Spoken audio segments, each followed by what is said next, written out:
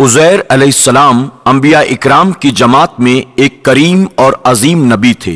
अल्लाह ताला ने इन्हें एक बस्ती की तरफ चलने का हुक्म दिया। वहां पहुंचे तो देखा कि वो बस्ती वीरान और बेआबाद थी। अब ये हैरान हुए कि मुझे यहाँ किस लिए भेजा गया। ऐसे में ख्याल आया कि अल्लाह ताला इस मुर्दा बस्ती को कैसे जिंदा फरमाएगा। ये ख्याल ताज्जुब के तौर पर था। अल्लाह ताला सूरह अल-बकरा आयत 259 में फरमाता है, मफहूम, ये उस शख्स की मानिंद है जिसका गुजर उस बस्ती पर हुआ जो छत के बल औंधी पड़ी हुई थी। वो कहने लगा कि इसकी मौत के बाद अल्लाह ताला उसे कैसे जिंदा करेगा। तो अल्लाह ताला ने उसे भी मौत दे दी 100 साल के लिए। फिर उसे उठाया, पूछा, तुझ पर कितनी मुद्दत गुजरी? कहने लगा, एक दिन या दिन का कुछ हिस्सा।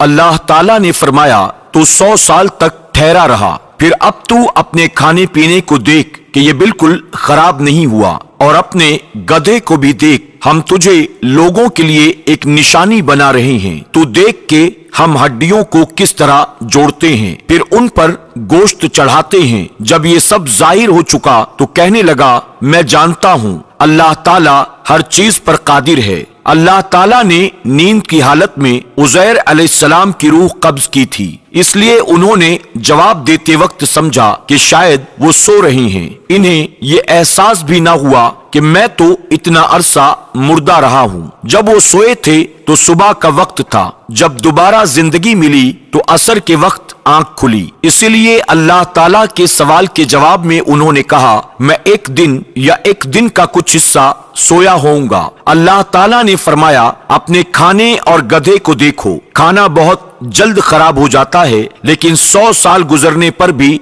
खाना बिल्कुल ताजा था, जबकि आपके गधे की हड्डियां बिखरी पड़ी थीं। अचानक उनके सामने देखते ही देखते हड्डियां हरकत करने लगीं, फिर जुड़ने लगीं। गधे का ढांचा तैयार हो गया तो इस पर गोश्त चढ़ने लगा। इस तरह गधा जिंदा हो गया और आवाज देने लगा। ये देखकर हजरत उज़ैर अलैहिस्सलाम पुकार उठे, वाकई मेरा परवरदिगार हर चीज पर कादिर है। उनकी इस आरजी मौत के दरमियान वो बस्ती आबाद हो चुकी थी। उज़ैर अलैहिस्सलाम ने उनसे पूछा, क्या तुम लोग उज़ैर को जानते हो? उन्होंने कहा, जी हाँ, इन्हें फौत हुए 100 साल से ज्यादा का अरसा बीत चुका है। तब उज़ैर अलैहिस्सलाम ने उन्हें बताया, मैं ही उज़ैर हूँ। उन्हें यकीन न आया।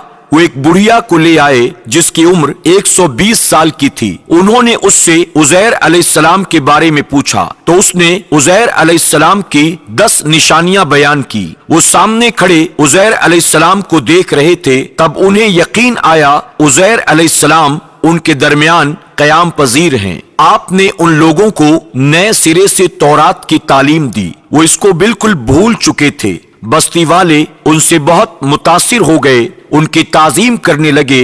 इस अजीम मौजज़े की वजह से रफ्ता रफ्ता वो लोग इन्हें अल्लाह का बेटा तसव्वुर करने लगे। अल्लाह ताला ने सूरह तौबा आयत नंबर 30 में फरमाया, मफहूम, और यहूदियों ने कहा कि उज़ैर अल्लाह के बेटे हैं। ये अल्लाह ने उनका एक जुर्म बयान किया है। ये जुर्म उनमें नस्ल दर नस्ल चलता रहा, यहाँ तक कि इस दौर में भी यहूदी उज़ैर अलैहिस्सलाम को अल्लाह का बेटा मानते हैं। आपका नाम दीवाने मुकद्दस भी रखते हैं और कहते हैं कि ये मुकद्दस जात की नस्ल से हैं और माबूद हैं। यही उनका शिर्क है। अल्लाह की लानत हो ऐसा अकीदा रखने वालों पर। अल्लाह इन्हें इस जुर्म की सजा जरूर देगा। इंसान कितने ही बुलंदोबाला मकाम पर पहुंच जाए और अल्लाह ताला के साथ उसे ज्यादा से ज्यादा कुर्ब हासिल हो जाए, तब भी वो अल्लाह का बंदा ही रहता है और किसी भी बुलंदी पर पहुंचकर वो अल्लाह या अल्लाह का बेटा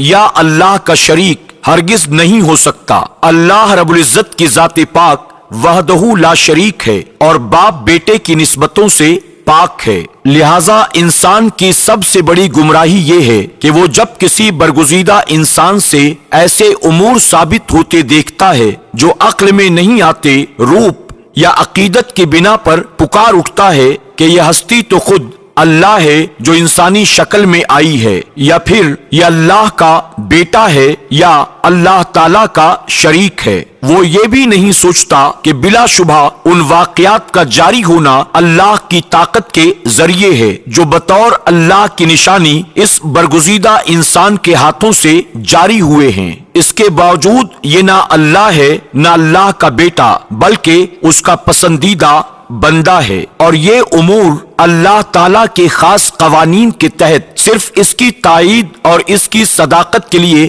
ظاہر ہوتے ہیں، ورنہ وہ بھی اللہ تعالیٰ کے آگے اسی طرح مجبور ہے جس طرح دوسری مخلوق۔ قرآن کریم نے سیدنا عیسیٰ علیہ السلام کی حقیقت سورہ آل عمران کی آیت 59 میں اس طرح بیان کی۔